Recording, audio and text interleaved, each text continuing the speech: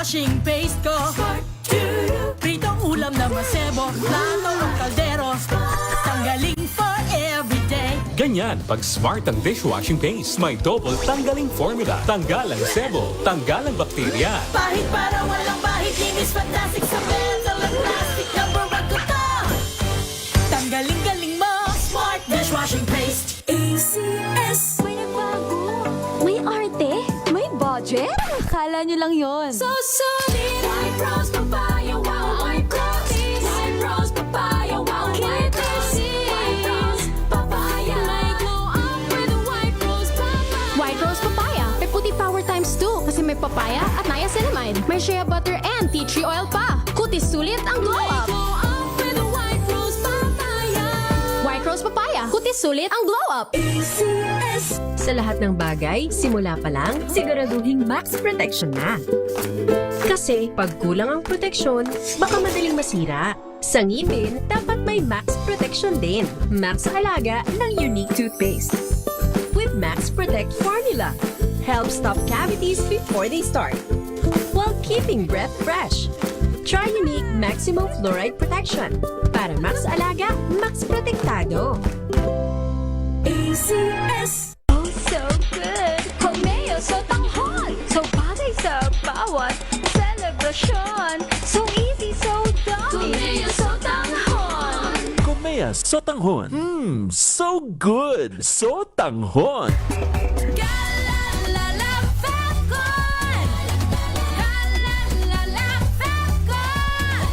Ang bango ng sampayan, tara na magsayawan! Calafabcon, amoy nakaka-joyful!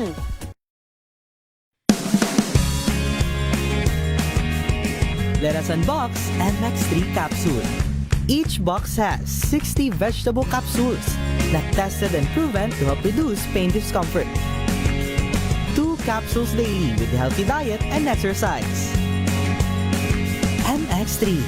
Tunay, natural, at original. Mahalagang paalala, ang MX3 capsule ay hindi gamot at hindi dapat gamiting panggamot sa anumang uri ng sakit. Galalala Falcon! Galalala Falcon! Ang bango ng sampayan, tara na magsayawan! Calafabcon, amoy nakaka-joyful!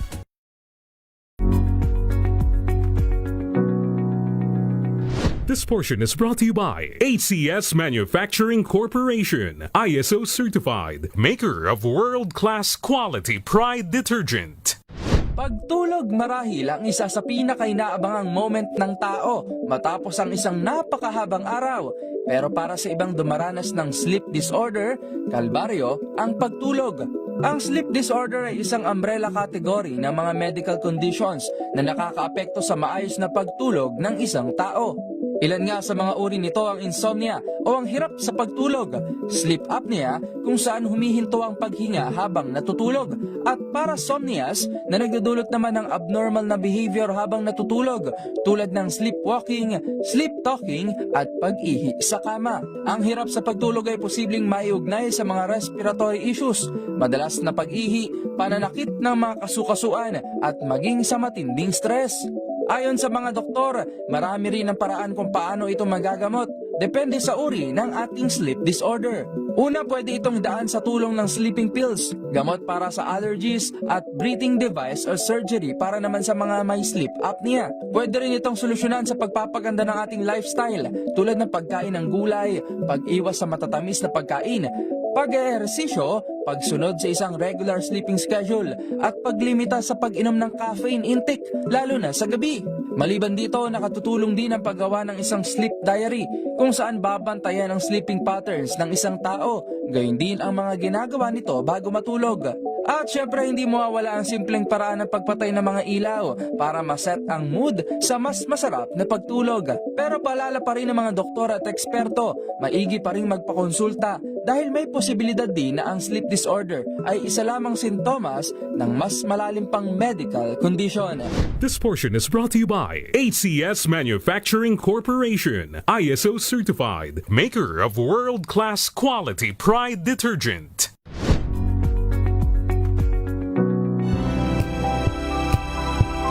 Talakay ng bawat issue, dapat Narito na ang balitaan at talakayang hihimay sa punot dulo ng mga issue. Bawat panig, ilalahad sa publiko. Programang DZRH Balansyado. Narito na ang mga balansyado sa pagbabalita at komentaryo sina Henry Uri at Karen Oyong. Balansyadong Balita. Pilipinas, araw ng Miyerkules sa 20 na. Flash Report. 20 na. Bakit may flash report? 20 na sa buwan ng Mayo taon 2026 sa ulo ng mga balansyadong balita. Hiling na TRO ni Senador Ronald Bato de la Rosa ibinasura ng Korte Suprema. Summon ng Senate Impeachment Court. Report. Summon ng Senate Impeachment Court natanggap na ng Office of the Vice President. Samantala, Senator o Suspended Senate Sergeant at Arms Mao Plus at dalawang iba pa pinakakasuhan ng PNP CIDG. Senator Pia Cayetano itinalaga bilang bagong chairman ng Blue Ribbon Committee. Lady Solo naging emosyonal. At dalawa naman ang patay sa pagbagsak ng trainer aircraft ng Philippine Air Force sa Benguet. Tatlong low pressure area maaaring mabuo sa Pacific Ocean ngayong Mayo. Isa posibleng pumasok sa Philippine Area of Responsibility. At barangay tanod at isa pa patay sa pamamaril sa Cavite. Magandang hapon Pilipinas, kami po ang inyong tagapagbalita. Sa pangalan ni Miss O, Miss Karen Oyong, ako si Josa Cruzat. At Henry Uri sa detalye ng mga balita. Tuluyan ang tinanggihan ng Korte Suprema ang hiling na temporary restraining order ng kampo ni Senador Ronald Bato de la Rosa. Sa botong 951, ibinasura ng High Court ang TRO request laban sa pagsisilbi ng warrant of arrest ng International Criminal Court laban kay de la Rosa.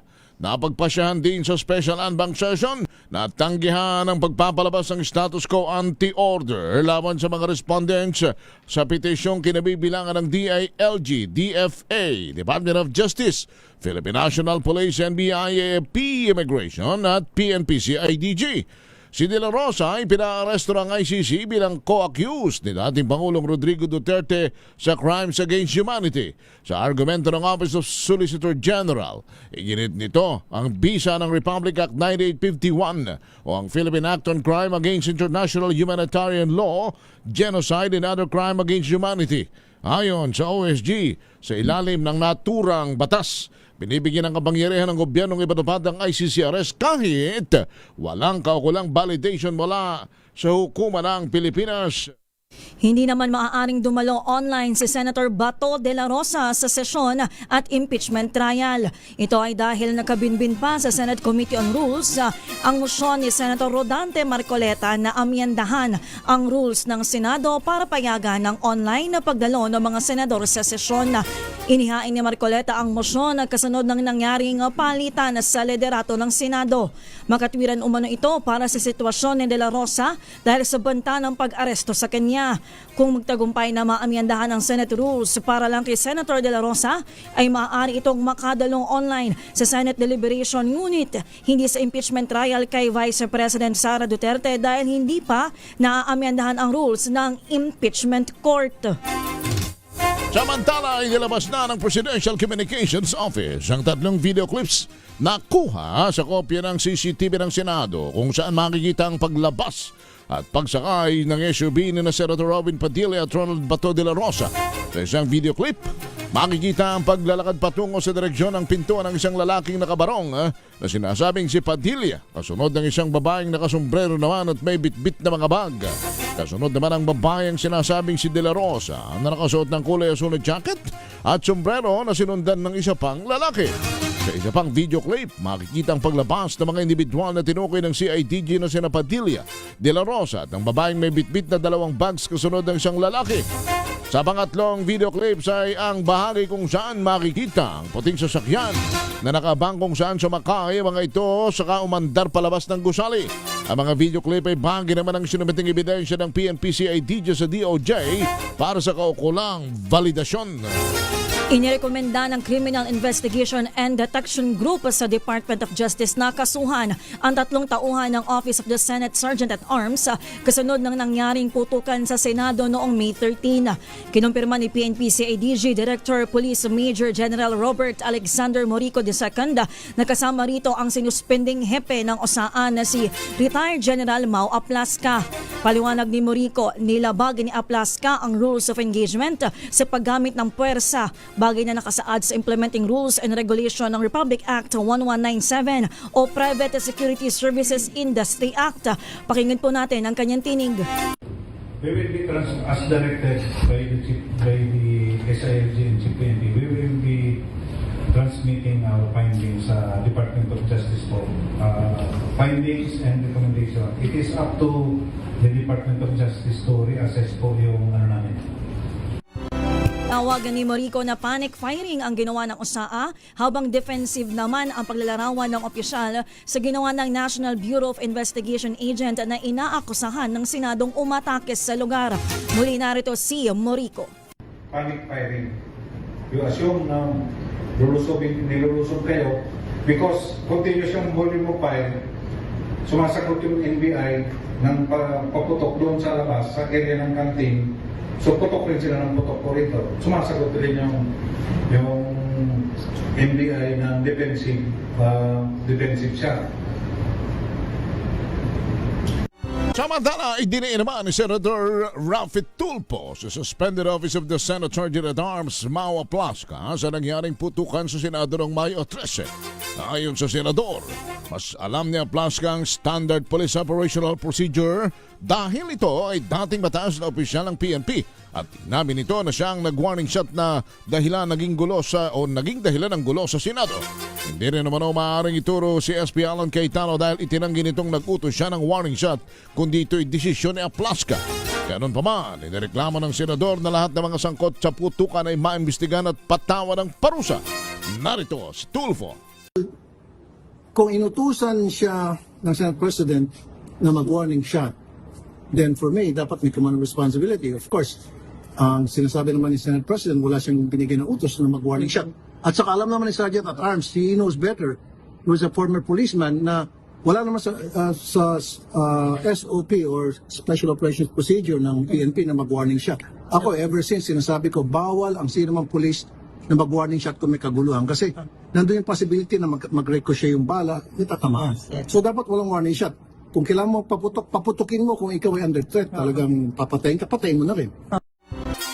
Samantala, natanggap na ng opisina ni Vice President Sara Duterte ang summons mula sa Senate Impeachment Court.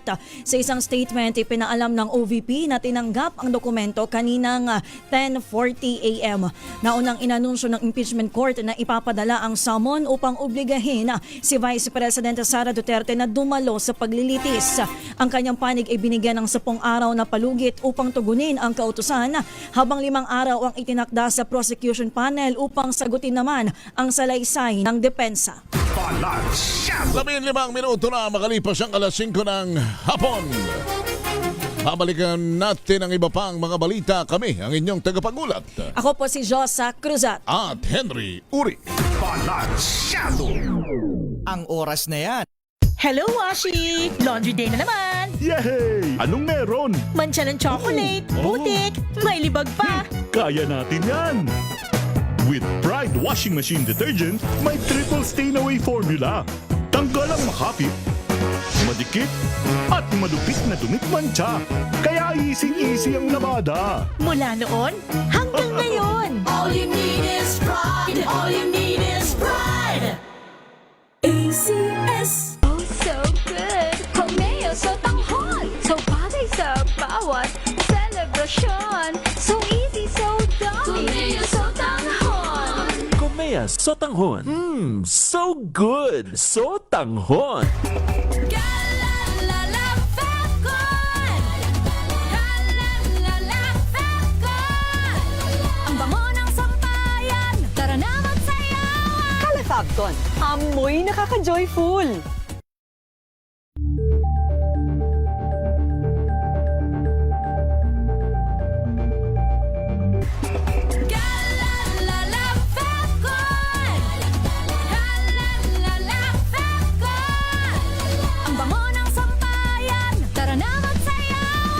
Calefabton, amoy nakaka-joyful.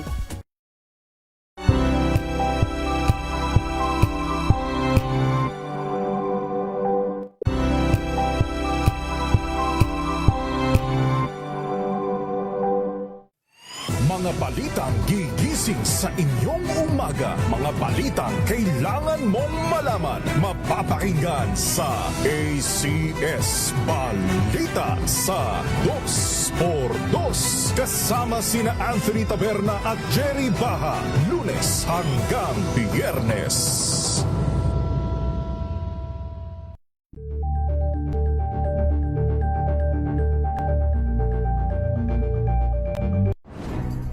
Good vibes ang hanap mo? Dito ka na sa sigurado! Mula sa mga istoryang nagbibigay ng inspirasyon hanggang sa mga kwentong may dalang solusyon. Mga balitang pampagaan, pakiramdam at pampaganda ng araw. Hindi lang ba sa good news, kundi the better news. Mula Lunes hanggang Biyernes, 1:00 ng tanghali sa DZRH TV.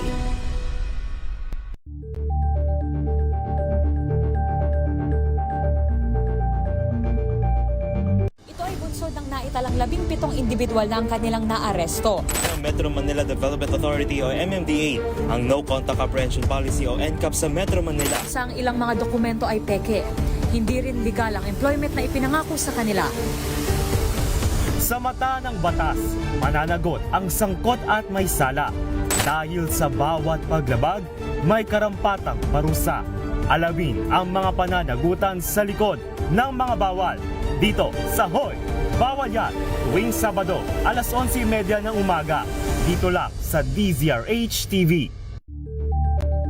Maulan man, no worries na amoy kulong ang damit. Charm Fabcon, bangong kumakabloom, tanggal amoy kulong sa bango ng Charm. Kaya gamit ko, Charm Fabcon with Bloom Fresh Technology. Kills 99.9% of kulob-causing bacteria. May aroma burst pa of thousands of flowers and berries. Ang sampay sa loob, no amoy kulob. Bangong kumakabloom sa Charm. Charm Fabcon.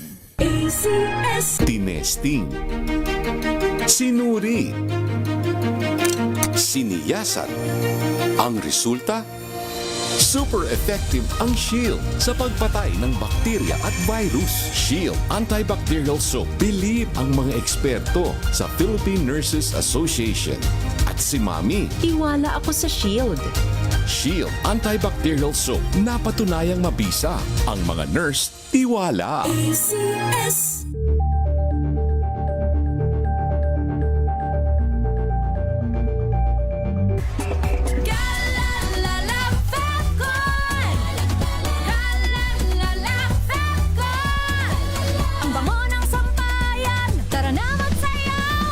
Calefabton, amoy nakaka-joyful.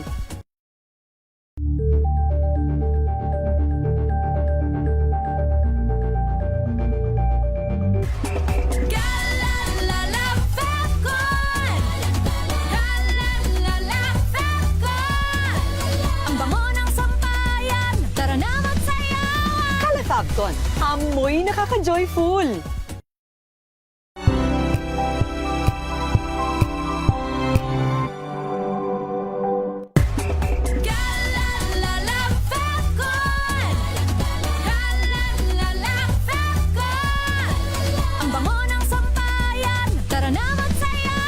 Calefabton, amoy nakaka-joyful.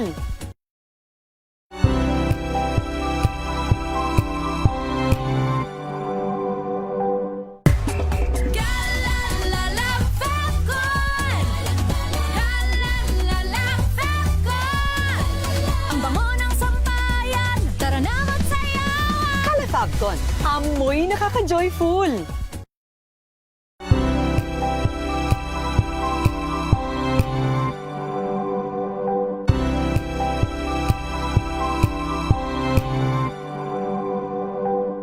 Tumunog na ang gandingan para sa kalikasan. Ang itinanghal bilang Best AM Radio Program Host ay si Cesar Chavez para sa special on Saturday ng DZRH.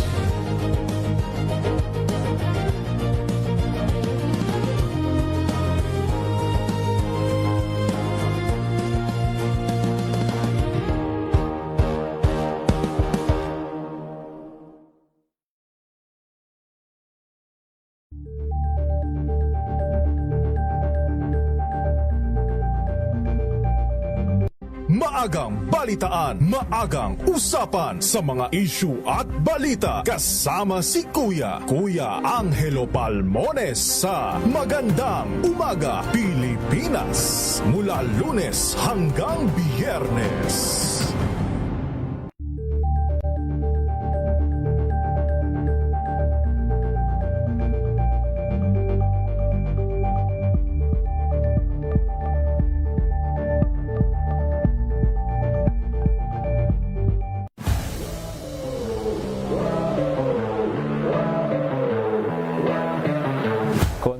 Maturity kasi yun nga, before talagang kumbaga gusto ko lang is maglaro lang dati, kumbaga kahit anong mangyari at least basta naglalaro ako ganun. Pero ngayon syempre isipin mo na yung long time like kailangan namin manalo muna para like maganda yung itakbo ng team namin. Meron pa bang mas mahalaga sa buhay mo aside from basketball? Ano pa yung mga bagay na pinaprioritize mo?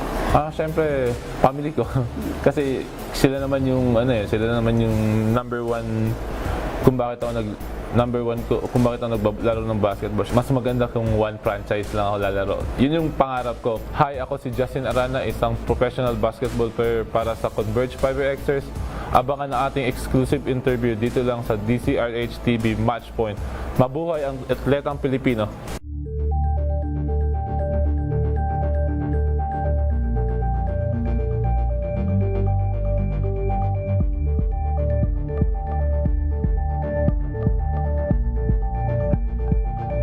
We've got you covered. From the hottest hits, exclusive interviews, kilig to the bones fan meet experience, and hataw performances of your favorite stars. Saturdays, 12 noon, dito lang sa DZRH TV.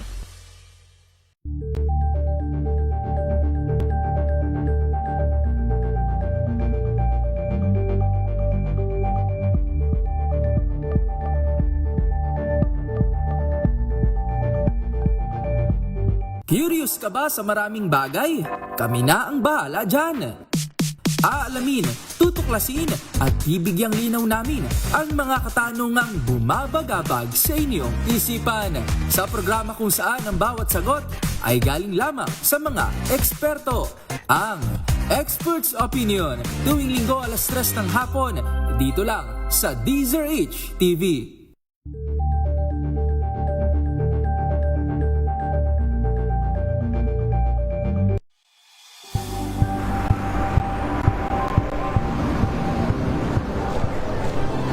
Ating mga eksperto dito lang sa Expert Opinion. Ito ang The Better News. TNVS. Trending and isang kwento, iba't ibang anggulo. Dito sa Point. Bawat pananagutan ating tatalakayin dito sa Hoy. Bawal yan. Pilipino, dito lang sa DZRH TV, sa entertainment and lifestyle. Ito ang MBC TV Network News. Una sa Pilipinas, una sa Pilipino.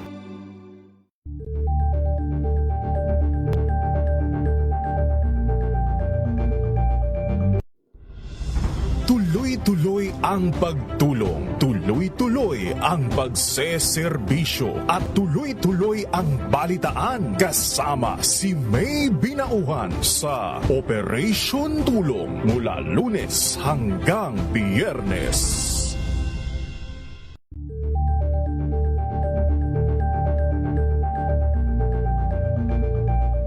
Tambalang Anthony Taberna at Jerry Baha ang gigising sa inyong umaga dahil lalatay ang humahagupit na diskusyon at komentaryo Lunes hanggang Biyernes sa 2x2.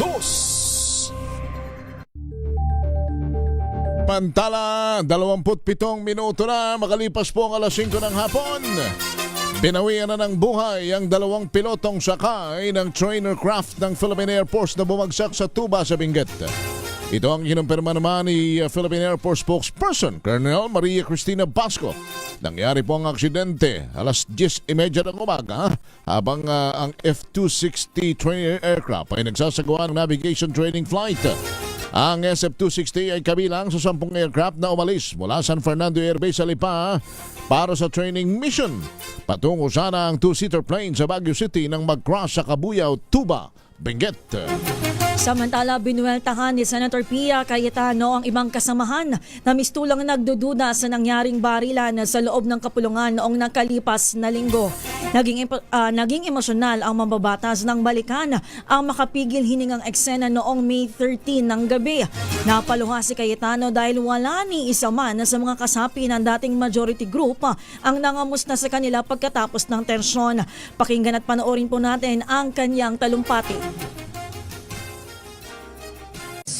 Siguro po para sa inyong mga wala dito. Pero para sa amin na nandito, napakaraming nangyari. Takot na takot po ako na kailangan ko na magpaalam sa mga anak ko. At yung staff ko, 2 pintuan ang pagitan ko sa putukan. Yung staff ko na si Claire, na 20 years na sa akin, nandun siya sa labas. Siya sa 12-year-old son. Kinuwento niya sa akin late na tumatakbo siya, hindi niya alam kung saan siya pupunta. Kaya para sabihin niyo na walang nangyari. Napakasakit para sa aming lahat na nandito. And as I said, 2 pintuan na nagpo-protect sa akin sa putukan. Pero yung media, yung Senate staff, yung hindi naman makauwi dahil sila ang security, sila ang elevator, women and boys natin, nandoon po sila. So dear colleagues, napakarami nang nangyari. And one more thing, wala ho akong sinisisi. Pero nung pagkatapos ng lahat, pagtingin ko ng group natin, yung dating majority group, walang ni isa sa inyong nangamusta sa amin.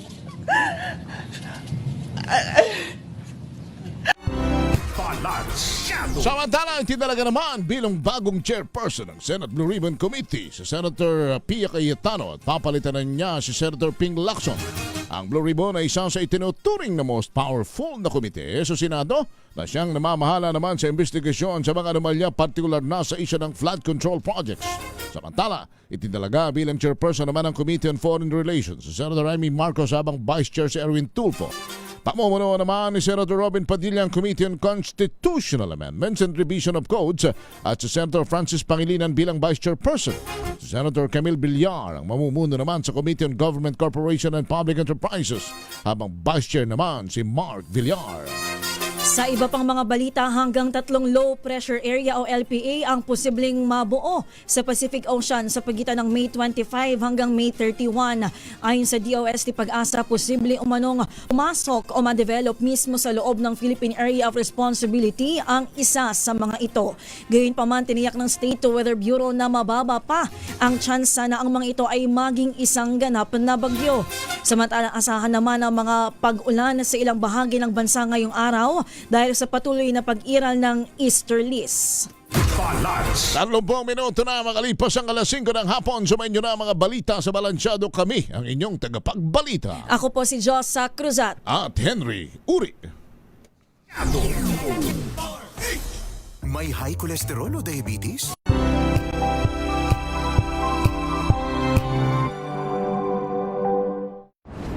Kung good vibes ang hanap mo, dito ka na sa Sigurado!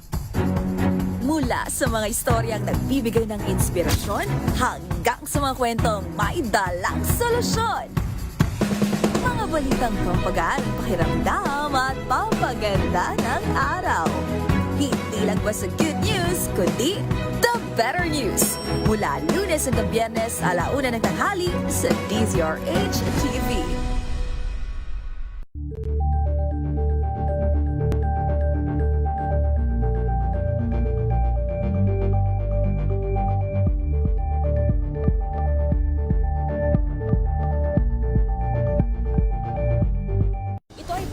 Naitalang 17 individual na ang kanilang naaresto. Metro Manila Development Authority o MMDA ang No Contact Apprehension Policy o NCAP sa Metro Manila. Sa ang ilang mga dokumento ay peke. Hindi rin legal ang employment na ipinangako sa kanila. Sa mata ng batas, mananagot ang sangkot at may sala. Dahil sa bawat paglabag, may karampatang parusa. Alamin ang mga pananagutan sa likod ng mga bawal dito sa Hoy! Bawal Yan! Tuwing Sabado, alas 11:30 ng umaga. Dito lang sa DZRH TV.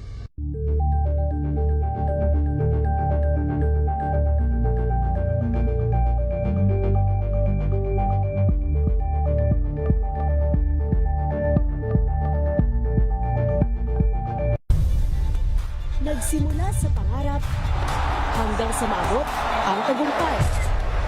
Iba't ibang kwento, iba't ibang mukha ng atletang Pilipino. Mas pinatindi, mas pinalakas, at mas pinaaksyon sa Match Point tuwing Sabado, 12:30 ng tanghali sa DZRH TV.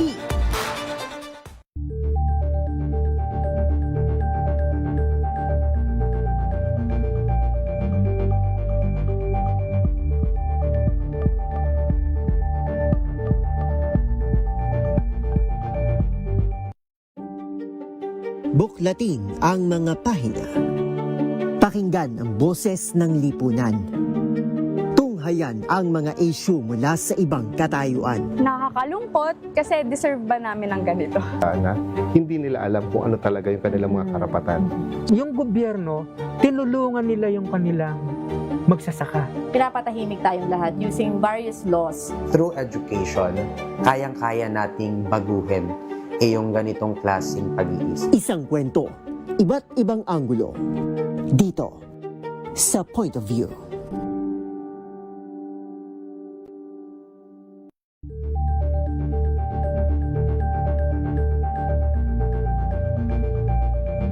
Tumunog na ang gandingan para sa kalikasan. Ang itinanghal bilang Best AM Radio Program Host ay si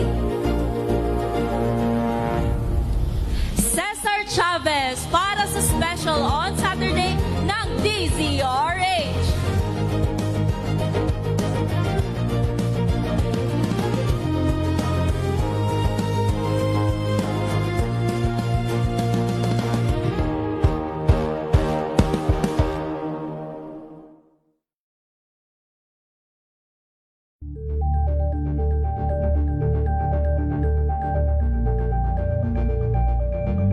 Maagang balitaan, maagang usapan sa mga issue at balita. Kasama si Kuya Angelo Palmones sa Magandang Umaga Pilipinas. Mula Lunes hanggang Biyernes.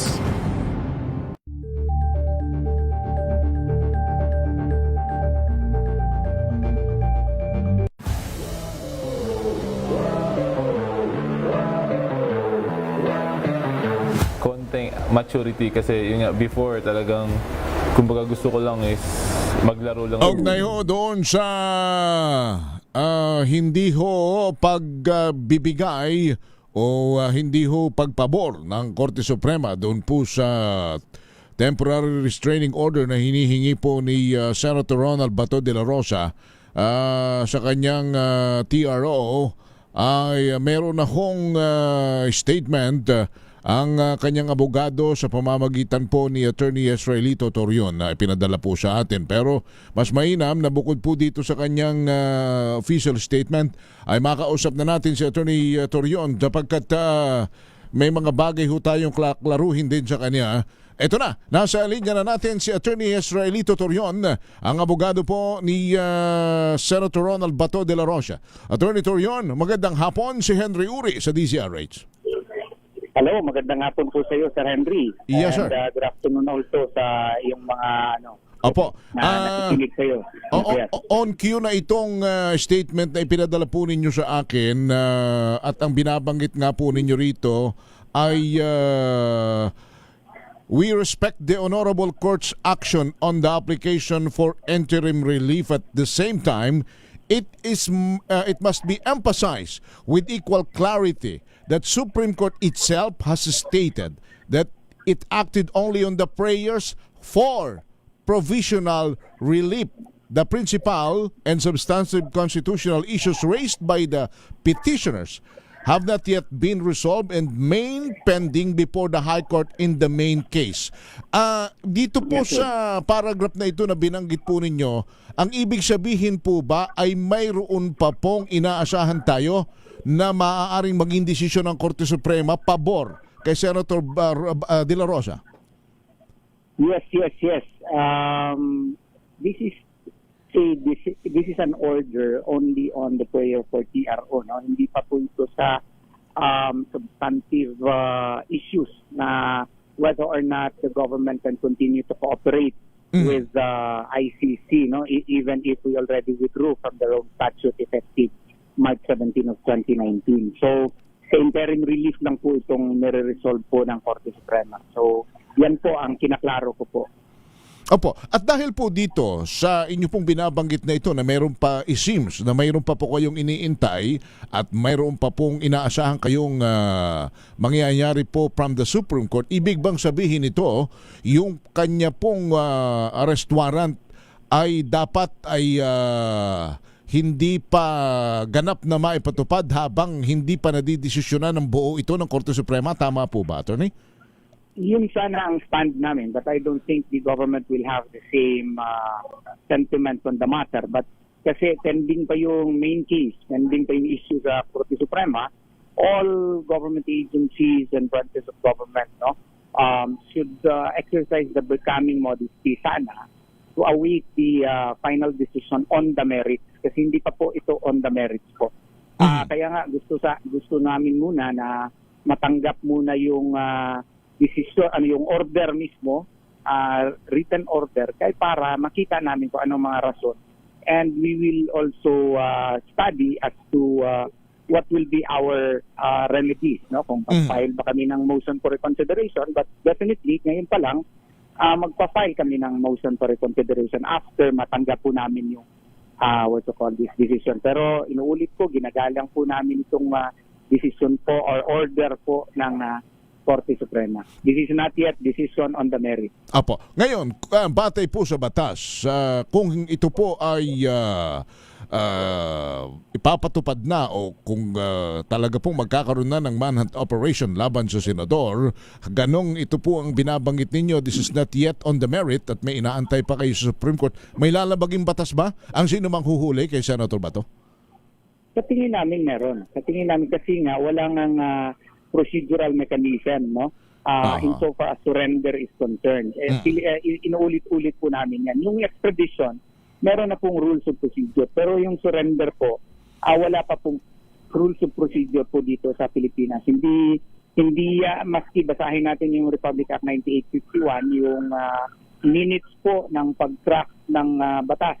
Especially yung deliberations between Senator Ligarda and Senator Gordon, ay makikita talaga that RA 9851 is not enough for the implementation of the surrender provision under Section 70.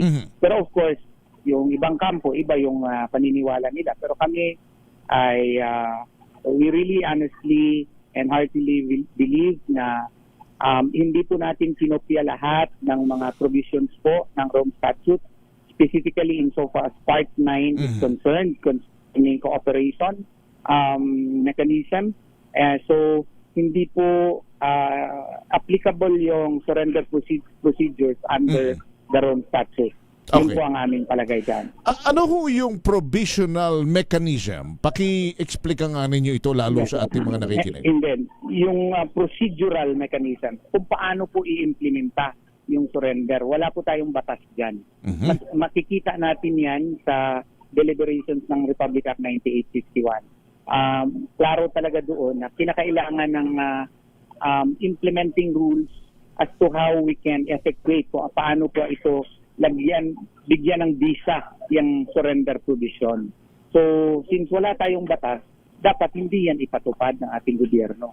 Ang may batas lamang tayo, may rules lamang tayo ay yung extradition, pero ayaw din ng gobyerno. So, ang sa amin is, let us stick sana sa rule of law kasi wala namang procedural mechanism. Like for example, ang sa amin kasing palagay, kailangan talaga yan dumaan sa ating Philippine courts kasi nga Filipino citizen tayo, may sovereignty tayo. So dapat ang sundin ang Bill of Rights as between the powers of the executive department. We call it the Leviathan of governmental power, and vis-a-vis an individual lies a shield. No? Ano yung shield?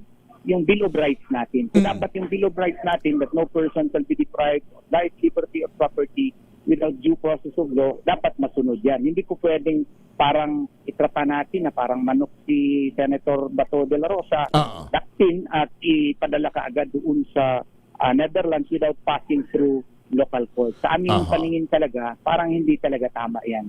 Attorney, ano ang kahalagahan na dapat ang warrant ng isang international court like ICC ay idadaan muna sa local court para sa proteksyon ng isang Filipino citizen na naaakusahan? Well, importante yan kasi nga po, customary international law yan. Lahat po ng constitutional democracies, no? Italy, for instance, member yan ng ICC, may nadakip noon si Elmas Rinasin. No? Anong taga-Libya siya, nadakip siya kay may ICC warrant. Anong ginawa ng Italy? Binigyan siya ng pagkakataon na to have support in the local courts of Italy.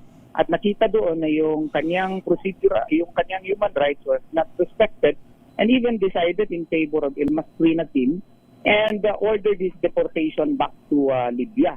So that would show sa Ivory Coast naman, meron ding ganun na instance, may ICC warrant din, pero yung Ivory Coast na mga korte ay binigyan din siya ng pagkakataon na i-determine kung na-respect ba yung rights niya under the law. Kasi ang importante kasi dito, yung parang PI ng preliminary investigation ng ICC po ay inquisitorial, sikreto po. So hindi natin masabi na may due process na binigay kay Senator Bato de la Rosa.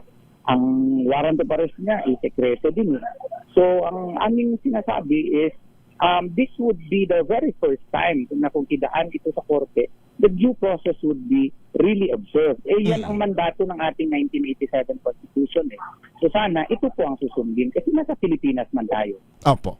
So ibig sabihin hanggang ngayon po hindi pa nasusunod yung proseso na dapat yung arrest warrant ay idinadaan muna ng gobyerno sa isang local court, may it be Department of Justice or regional trial court for that matter. Wala pang ganun pong proseso hanggang ngayon?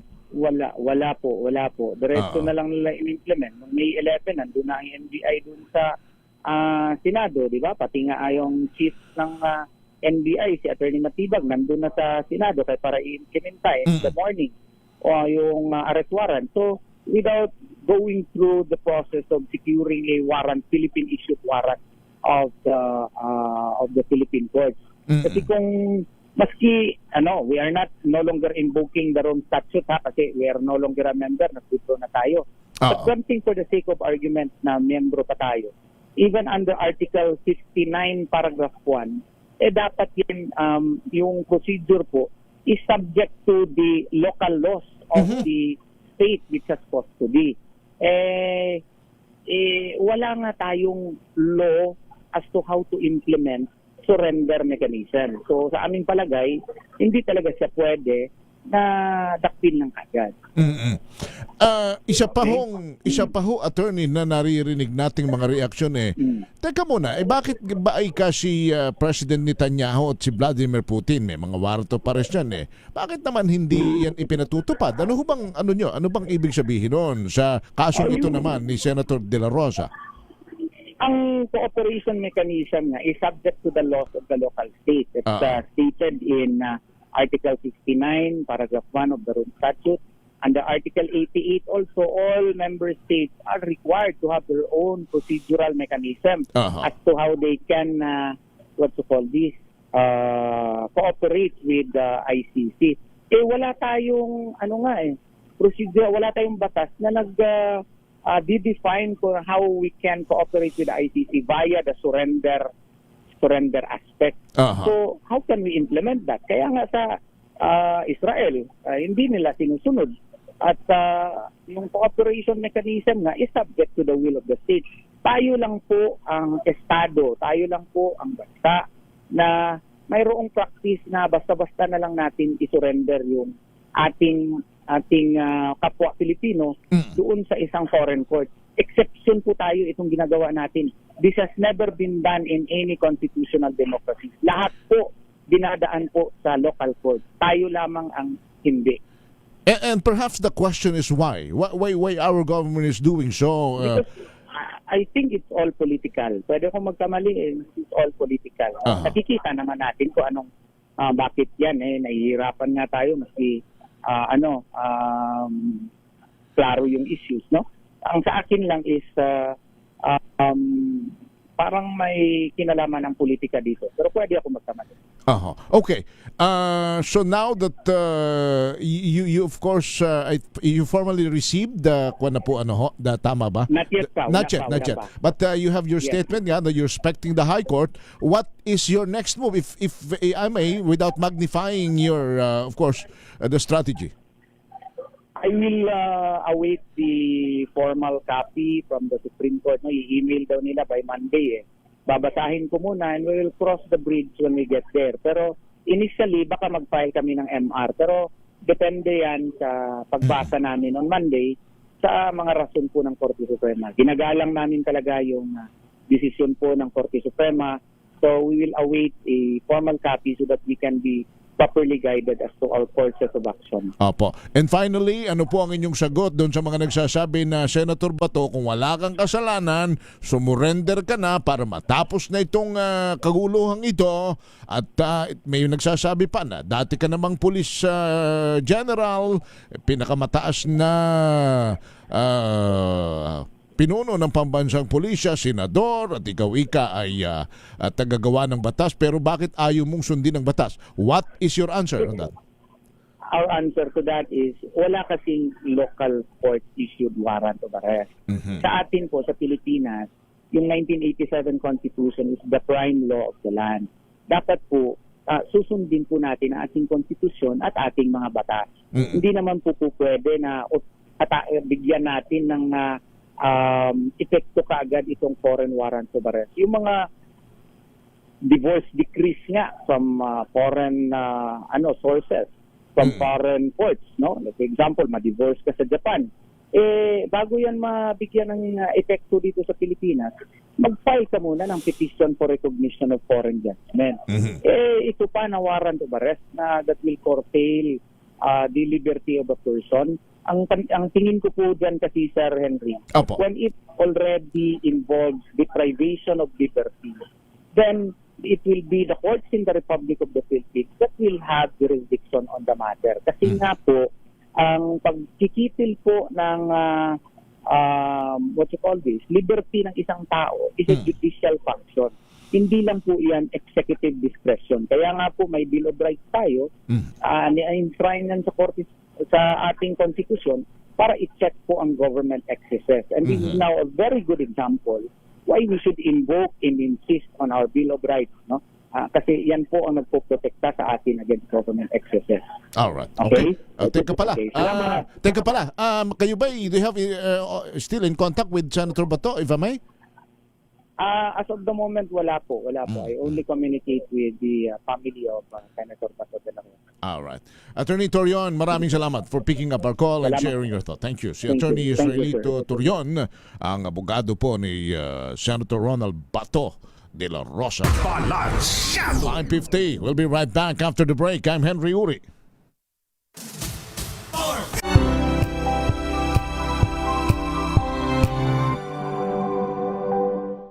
Dati, kumbaga kahit anong mangyari, at least basta naglalaro ako ganun. Pero ngayon siyempre, isipin mo na yung long time, kailangan namin manalo muna para maganda yung itakbo ng team namin. Meron pa bang mas mahalaga sa buhay mo aside from basketball? Ano pa yung mga bagay na pinaprioritize mo? Siyempre, family ko. Kasi sila naman yung number one kung bakit ako naglalaro ng basketball. Mas maganda kung one franchise lang ako lalaro. Yun yung pangarap ko. Hi, ako si Justin Arana, isang professional basketball player para sa Converge Fiberxers. Abangan ang ating exclusive interview dito lang sa DCRH TV Matchpoint. Mabuhay ang atletang Pilipino.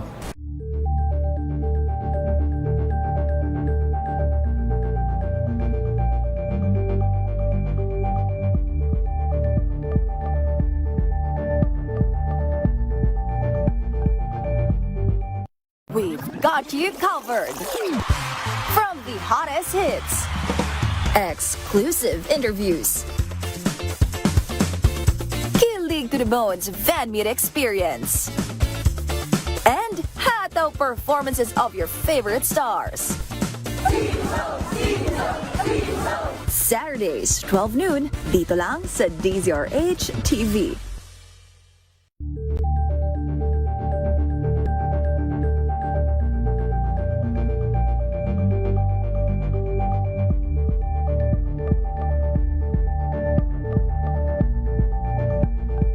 Curious ka ba sa maraming bagay? Kami na ang bahala dyan. Aalamin, tutuklasin at bibigyang linaw namin ang mga katanungang bumabagabag sa inyong isipan. Sa programa kung saan ang bawat sagot ay galing lamang sa mga eksperto. Ang Expert's Opinion, tuwing linggo 3:00 ng hapon, dito lang sa DZRH TV.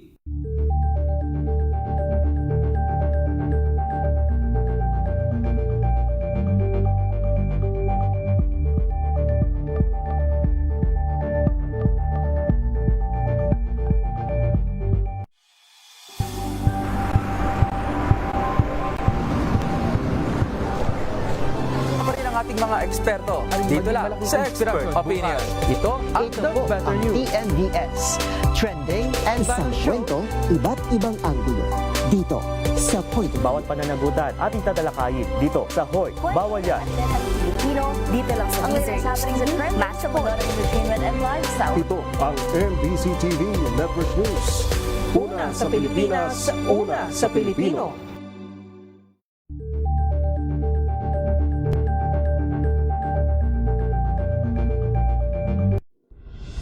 Tuloy-tuloy ang pagtulong. Tuloy-tuloy ang pagseserbisyo. At namatay sa pagpila sa ayuda? Tama ba ito, Val Gonzales? Flash Report. Flash Report! Kasi kanina ho, minabalita na may isang lolo na habang pumipila ay binawian din ang buhay. Ito naman, yung isa kasing lolo na aksidente, tama ba, Diyosa? Ito naman ay nahilo raw, misis na nakapila sa pagkuha ng ayuda dyan sa Quezon City ay bumagsak dahil nahilo, patay. Val Gonzales, Val. Henry, binawian nga ng buhay ang isang 55 anyos na ginang matapos na biglang bumagsak at tumama ang noo sa simento habang nakapila para sa cash assistance ng Department of Social Welfare and Development sa Quezon City Hall. Kinilala ng Criminal Investigation and Detection Unit ng Quezon City Police District ang biktima na si Aling Marlene, residente ng barangay sa Uyo, lungsod ng Quezon. Sa report ng QCPD, naganap ang insidente bandang 7:55 ng umaga kahapon sa Ryzen Garden sa loob mismo ng Quezon City Hall compound. Batay sa investigasyon ni Police Staff Sergeant Jordan Bardado, dumating ang biktima sa City Hall upang kunin ang kanyang ayuda mula sa DSWD. Habang nakapila, kasamang iba pang mga claimant, bigla na lamang itong nawalan ng malay at bumagsak ng pasubsob sa simento. Agad namang rumisponde ang mga tauhan ng QCP ng Quezon City Disaster Risk Reduction and Management Office at isinugod si Aling Marlene sa East Avenue Medical Center pero idineklara na itong dead on arrival. Lumalabas sa record na nakuha ng pulisya na noong 2021 ay naisugod na rin sa Quezon City General Hospital ang biktima dahil sa hypertension at paglaki ng kanyang puso. Ito na ang pangalawang beses na mayroong namatay na kumukuha ng tulong pinansyal sa Quezon City. At ang isa rito ay nangyari nung nakalipas ng buwan ng Abril kung saan namatay ang isang nakapilang rider sa Quezon Memorial Circle. Val, yung bang matanda sa QC rin, if I'm not mistaken? Saan ba yung kanina? Sa Quezon City yun, pero ibang usapin naman yun, Henry, dahil yung matanda, yung 73 years old na matanda ay nakapila naman doon sa pagkuha o pagbili ng 20 pesos na kilo ng bigas.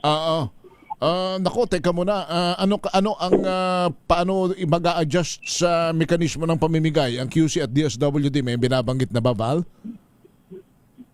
Sa panig ng Department of Agriculture, ang kanilang binabanggit doon sa intervention nila nung una ay ginawa na nga nilang online.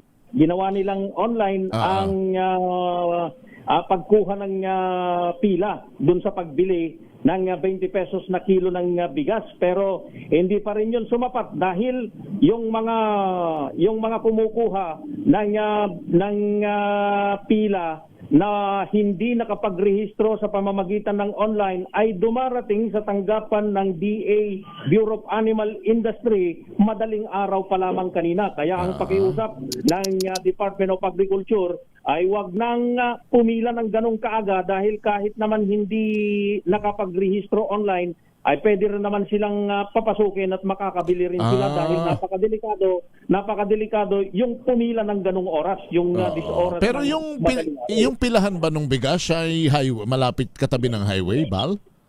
Malapit, ito'y sa daan lamang sa Bisaya sabi nyo, yung tanggapan ng Bureau of Animal Industry, yung attached agency ng Department of Agriculture, papasok ka kasi may gate yun, malawak naman yung daan, kaya lang hindi naman yung problema dun yung pamimigay ng ayuda, kundi yung talagang may problema, yung sasakyan, may iniwasan daw siya, bigla niyang nakabig yung manibela, ayun, tinumbok niya yung mga nakapila, at isa doon sa tinamaan ay yung 73 taong gulang na lolo. Oo, kasi hindi mo rin naman masisisi yung mga ganong matatanda, lalo kung baka ang iniisip nila, kailangan maging maaga sapagkat hindi nga sila nakarehistro online.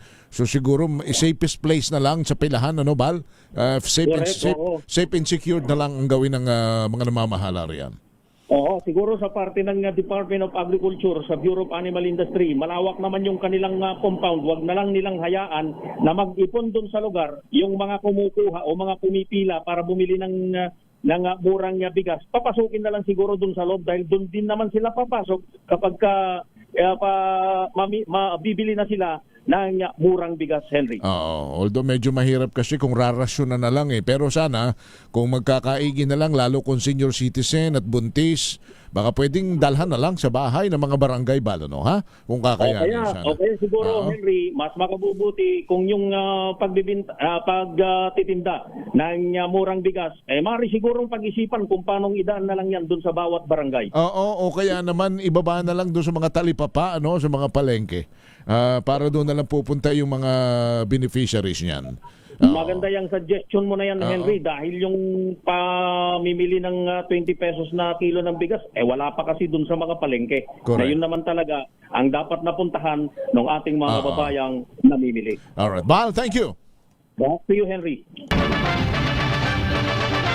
Flash Report. Flash Report! Ayan ang flash report ni Val Gonzales na isang misis ang namatay habang pumipila po sa ayuda. Siguro panawagan natin dun sa ating mga lawmakers, sa mga policy makers, but specifically on the lawmaker side, na yun hong kapangyarihan sana ng National Food Authority na makapagbenta po ulit sila ng lumang bigas, ng murang bigas rather. Ibalik na ninyo sa NFA. Sapagkat alam ho ninyo, napakalaking bagay na sa mga palengke ay may mga bigasan na pinapatakbo po ng NFA sapagkat sa halip na kung saan papipila, kung saan papupunta at bibili ng mura, NFA na ang namamahala at sila po ang nagbibenta. Papambihira naman kayo. Huwag naman sana maulit na naman ito bukas makalawa. Pagkat alam naman ninyo ang mga mahihirap, ang isang salop na bigas, isang takal para sa kanila ay talaga pong sagot na sa hapdi ng kanilang sigmura. Huwag na sanang maulit ito. Hindi tayo naninisi ng kung sino naman, pero may mga bagay na maaari pong maiwasan sapagkat ang pagkakaintindi natin, the government has a vast array of resources. Government nga Hindi, nasa sa kanila po lahat ng pamamaraan. Sana ay ma-drawing po ito ng maigi. At hindi na maulit po ito. Kawaawa ang mahihirap tinamaan ng kulog na ito. Habang yun pong mga namunini ng maigi dyan sa flood control corruption na yan hanggang sa mga sandaling ito. Wala pa naman hungkwan eh. Wala pa naman talagang, ewan ko, Senator Pia Cayetano, now that you are the chairman of the Committee on Blue Ribbon, we expect the people, the entire nation are expecting na sana'y mas mabangis ang maging pagtingin mo rito at pag-action mo rito sa pagpapatawag mo ng mga pagdinig dito po sa flood control anomalies na ito. Isipin ninyo, sa gitna ng kahirapan, sa gitna ng nakawan, sa gitna ng kurakutan ng trilyong pisong flood control project, may namamatay na pumipila sa bigas. Nasaan ang katarungan nito sa mahihirap? Naku po, kung pwede lang. Balance 6:02 ng gabi. Babalik tayo. I'm Henry Uri. Balansyado. This time check is brought to Hello, Washi! Laundry day na naman! Yay! Anong meron? Mancha ng chocolate, putik, may libag pa! Kaya natin yan! With Pride Washing Machine Detergent, may triple stain away formula. Tanggal ang makapit, madikit, at madupit na dumit mancha. Kaya easy-easy ang labada. Mula noon hanggang ngayon! All you need is pride. All you need is pride. ACS. Wow, ang saya. Isang barangay na labada, puro mancha pa. Goodbye, pahinga. Mommy, isang laba lang yan sa Pride Bar Blue. May powerful stain away enzymes na malupit sa dumit mancha. At di masakit sa kamay. Isang laba lang yan. Hello, pahinga. Hello, Pride Bar Blue. ACS. Tanggaling-galing mo! Smart dishwashing paste ko! Pritong ulam na masebo, plato ang kaldero. Tanggaling for everyday. Ganyan, pag smart ang dishwashing paste, may double tanggaling formula. Tanggal ang sebo, tanggal ang bakterya. Pahit para walang bahit, linis fantastic sa metal at plastic. Number one ko to. Tanggaling-galing mo! Smart dishwashing paste. ACS. May arte? May budget? Akala nyo lang yon. So solid. White rose papaya, wow, white rose. White rose papaya, wow, white rose.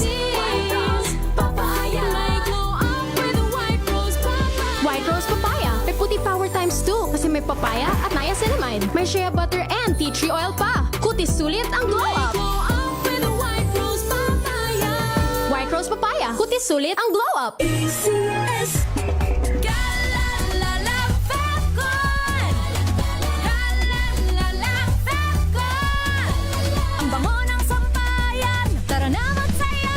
Calefabton, amoy nakaka-joyful.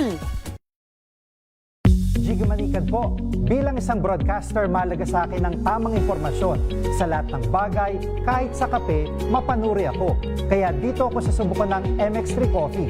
Ito'y low acid, cholesterol free, at may vitamin C plus calcium. Sigurado ako sa MX3 Coffee. Dito ako bilib.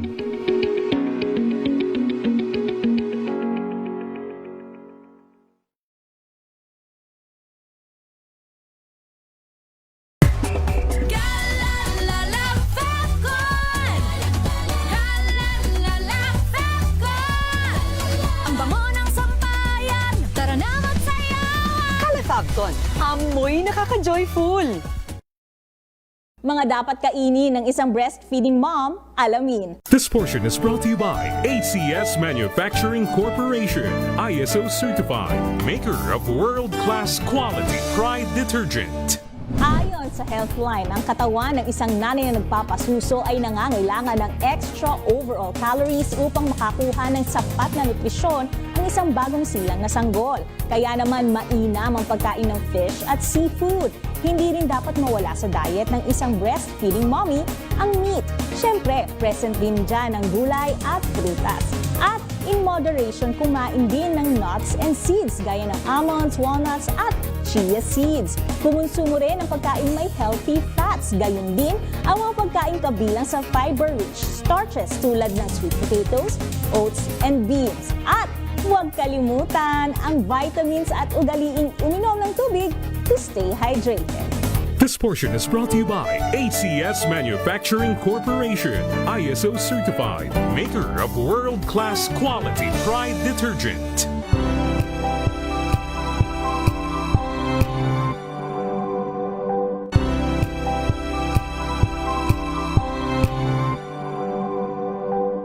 Tambalang Anthony Taberna at Jerry Baha ang gigising sa inyong umaga dahil lalatay ang humahagupit na diskusyon at komentaryo Lunes hanggang Biyernes sa 2x2.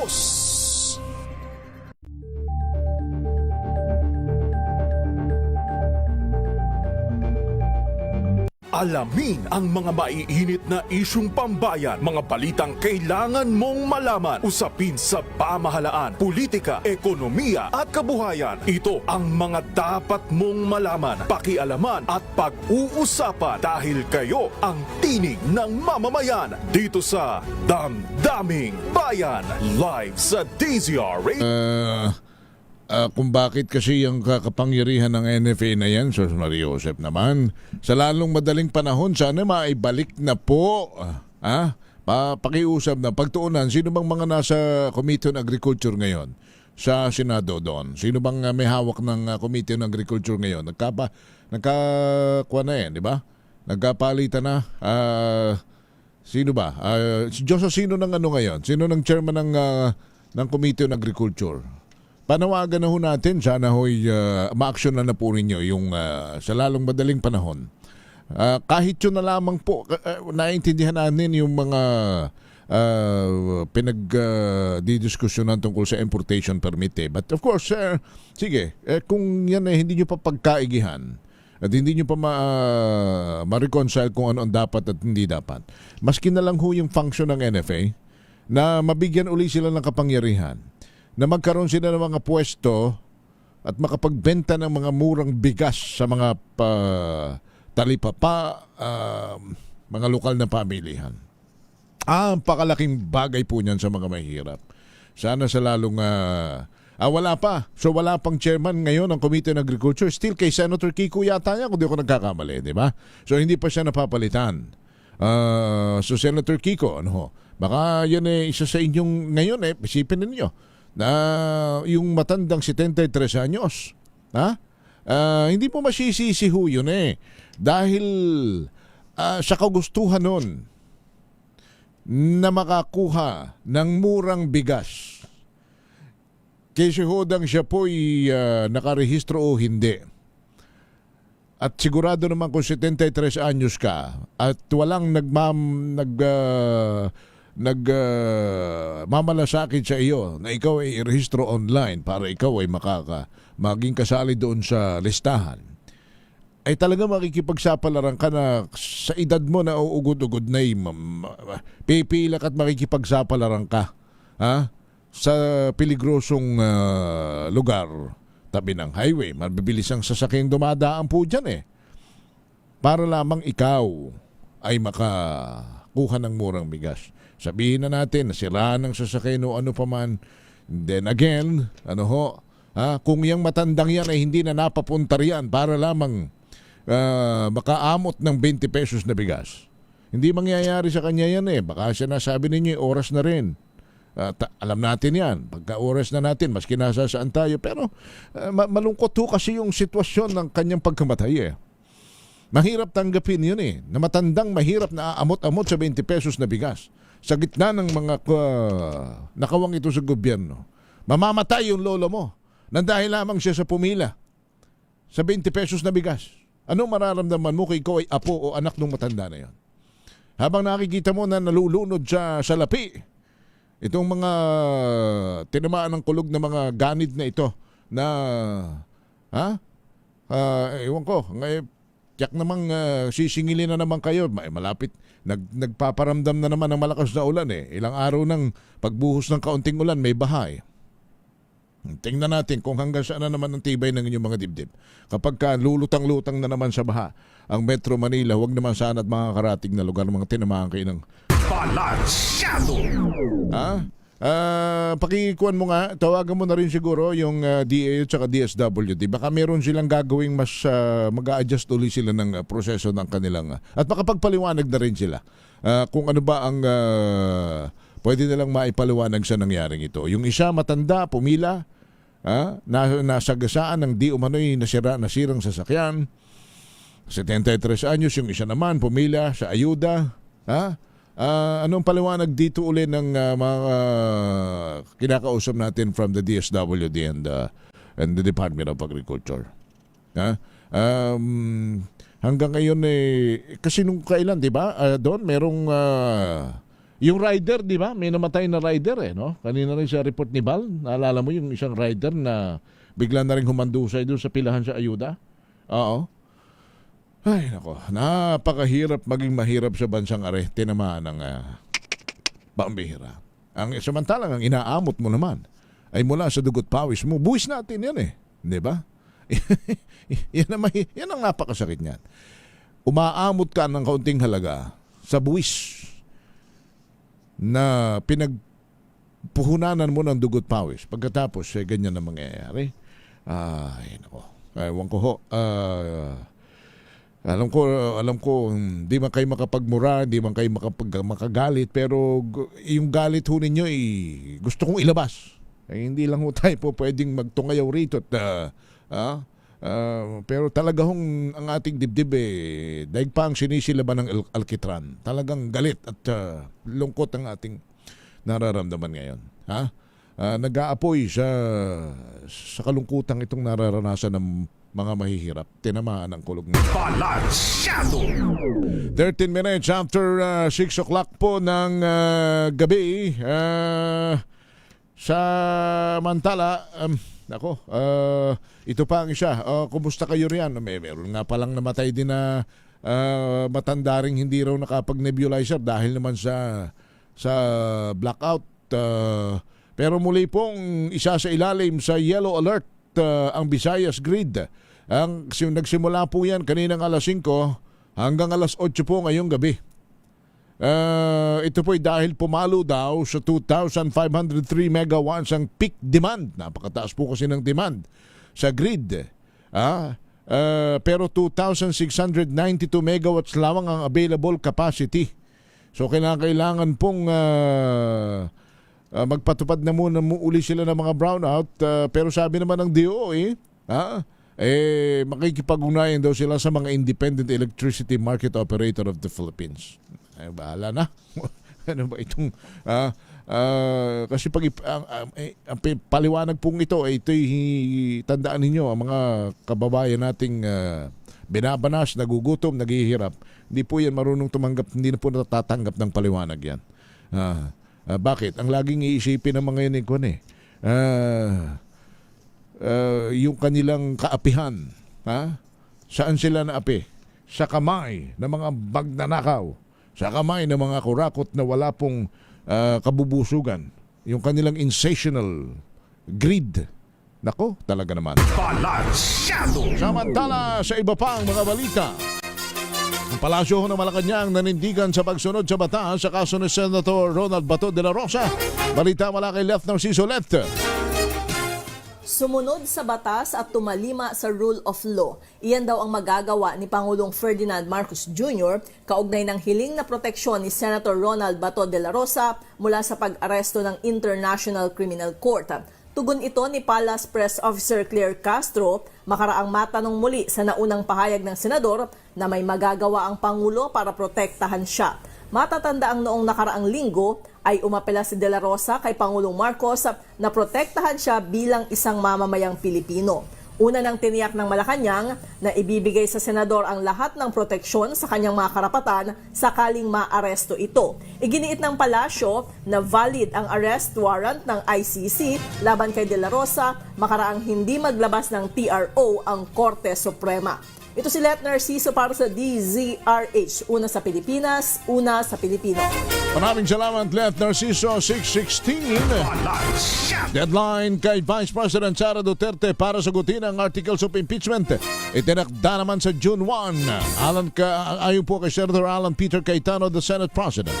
RH number 28, Raymond Paz. Raymond. Itinakda sa June 1, 2026 ang deadline para kay Vice President Sara Duterte upang isumiti ang kanyang mga kasagutan sa mga articles of impeachment na isinampa ng Kamara de Representantes. Kasunod nito ng anunsyo ni Senate President Alan Peter Cayetano na naisilbi na ang mga summon sa pangalawang Pangulo. Ayon kay Cayetano, magsisimula ang pilang ng 10 araw simula sa araw na ito, May 20, at papatak sa May 30 ang ika-10 araw, kaya't ang deadline ay sa June 1 na siyang susunod na working day. Pinadalhan din nila ng kopya ng naisilbing summons ang panig ng prosecution. Kapag makapagsumiti na ng sagot si Vice President Sara, ay bibigyan naman ng 5 araw ang prosecution upang sila ay sumagot. Narito si Senate President Alan Peter Cayetano.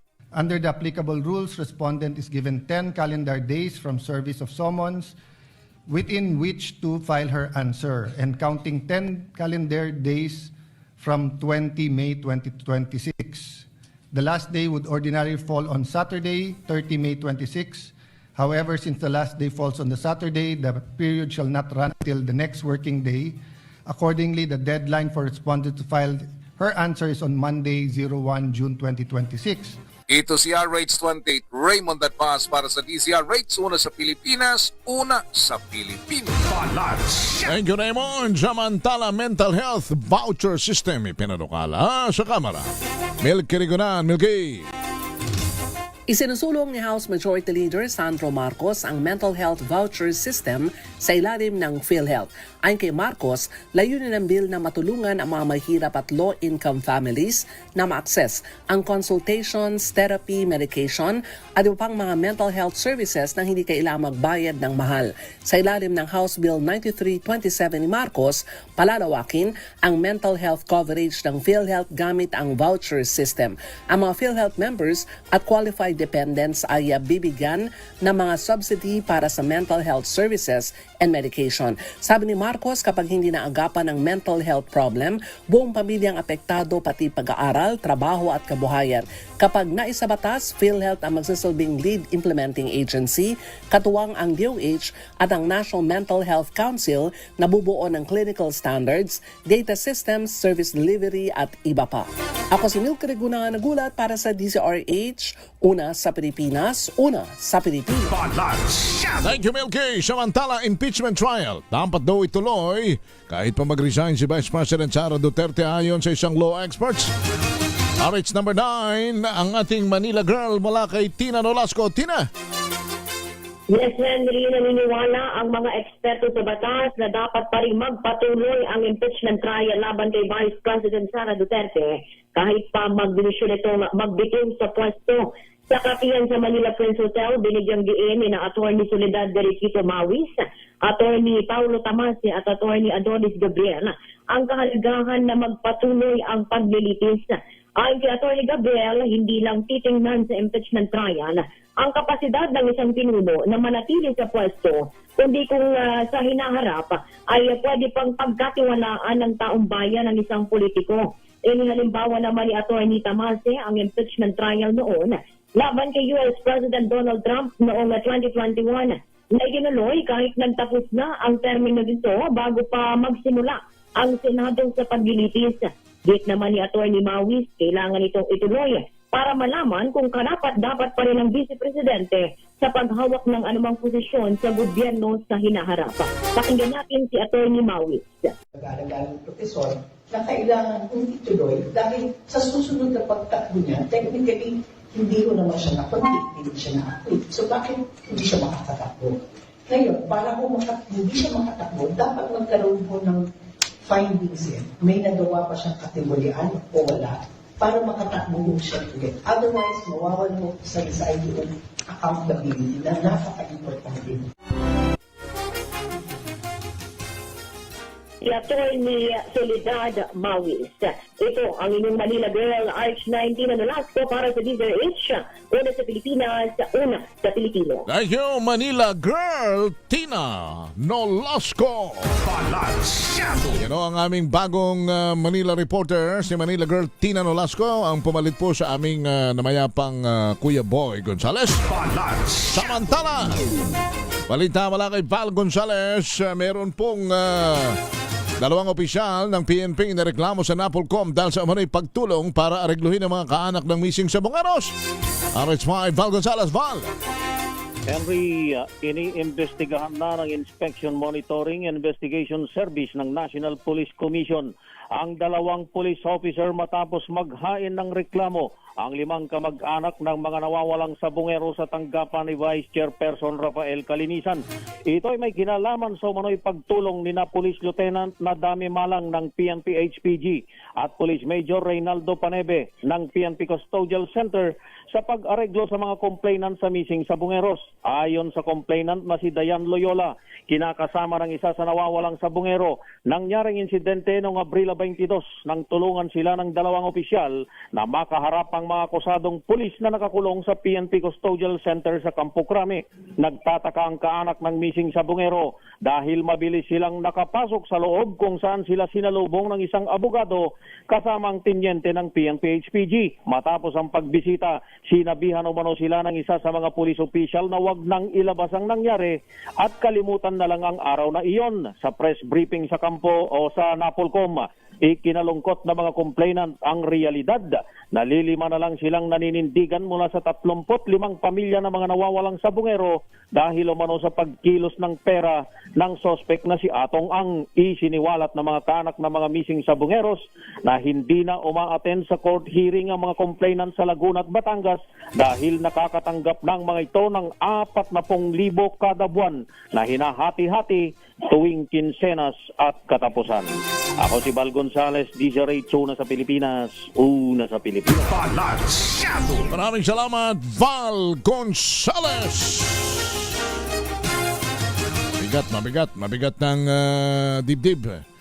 Pagaanin mo nga kami, Josa. Bigyan mo nga ako ng 500 maibigay din sa ating winner ng Kring Kring promo. Makinig maigi! Ito na ang chance mo na manalo ng instant 500 pesos kapag narinig mo na ang mahiwagang Kring Kring. Tingnan mo na ang iyong cellphone, baka ikaw na ang susunod naming winner sa Kring Kring Panalo Malacash sa telepono.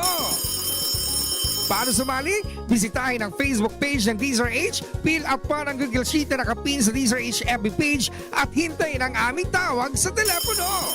Kring-kring na! Alright, meron na ho tayong winner mula po sa Imos sa Cavite. Ang maswerte nating bibigyan ng mali-maletang 500 pesos ay si Almanzor sa Yaman. Si Alman, magandang hapon, magandang gabi. Magandang gabi po sa inyong lahat. Yeah. Ikaw ba'y tubong Kabitenyo, Alman? Purong Kabitenyo po. Aba, sa Yaman. Ay sa lahat namang sa lahat namang na-interview ko, ikaw ang pinakamayaman. Thank you. At sa yaman mong yan bibigyan pa kita ng 500 dahil ikaw ay mayaman na payayamanin pa kita. Wow, yes, I love it. Ano ang himpilan ng radyo na una sa Pilipinas, una sa Pilipino, una sa mga taga-Imo sa Cavite? Siyempre, ang kauna-una sa Pilipinas. Yan, ganyan sumagot ang mga mayayaman. Kagaya ni Almanzor sa Yaman. Alman, salamat, congratulations. Yeah, thank you very much. Alrighty, si Almanzor sa Yaman. Bay, talaga naman. Gusto ko ipilyedo na Diyosa, no? Sa Yaman. Sa Yaman at sa hirap man. Thank you. Si Almanzor sa Yaman. Balansyado. Oy, teka. Mamaya ho sa usapang legal kapag tinubos ng kapatid. Anong tinubod? Kapag tinubos ng kapatid ang property ng namatay na magulang, kanya na ba ang naturang property? Halimbawa, yung nakasangla halimbawa na property ng magulang mo, tinubos ng kapatid mo, sa iyo na raw ba yung property na yon? Aba, nung tumubos, doon na daw ba sa tumubos yun? Yan ang pag-uusapan sa Usapang Legal with Attorney Cam. At marami na naman tayong matututuhan sa kanila sa Usapang Legal. Samantala, sumayin nyo na ang mga balita at talakayan sa Balansyado. Maraming salamat po sa inyong lahat. Ang lagi nating paalala, nais naman nating lahat umasenso at umaluan ang buhay. Yumaman, siyempre, pero dapat sa legal na paraan ang gawin natin. Manalig magdasal sa may kapal. At huwag gagawa ng masama sa kapwa, kundi gumawa palagi ng mabuti sapagkat ang paggawa ng mabuti kailanman ay hindi magbubunga ng masama. Tumulong din sa mga nangangailangan. Help is wealth.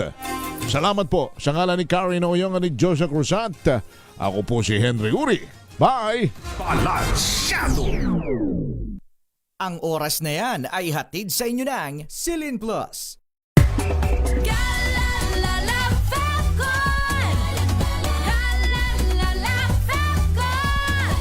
Ang bango ng sampayan, tara na magsayawan! Kalafabton, amoy nakaka-joyful.